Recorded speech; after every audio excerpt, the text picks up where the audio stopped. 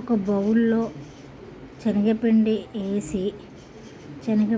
వేసిన తర్వాత శనగపిండిలో 2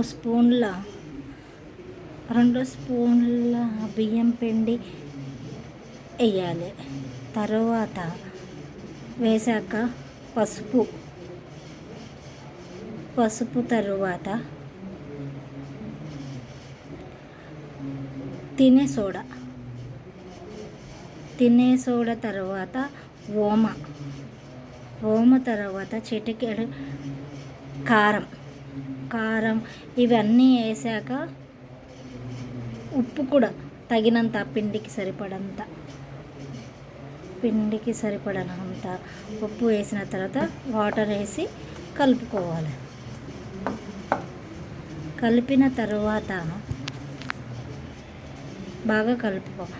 ఎగ్ బజ్జీకి చిటికెడు నూనె, మంచి నూనె కూడా వేయాలి. వేస్తే బాగుంటుంది. చేసి అందులో ఆ శనగపిండిలో గుడ్డు డంప్ చేసి వేడి నూనెలో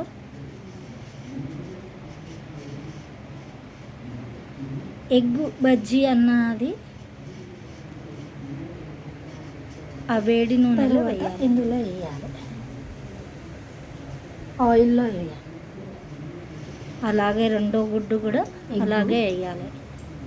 వేసాక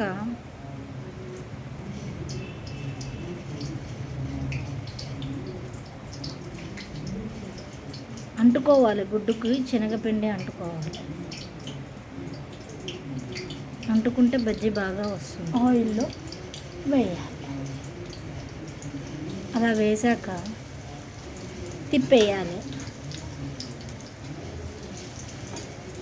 ఒకవైపు అయిపోయాక మరోవైపు తిప్పి వేస్తే కొంచెం రంగు మారినాక తీసేయాలి.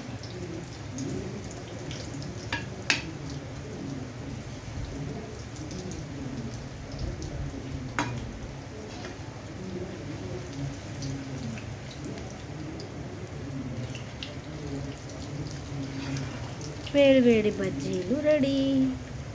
ఎగ్ బజ్జీలు రెడీ. వేడి ఎగ్ బజ్జీ రెడీ.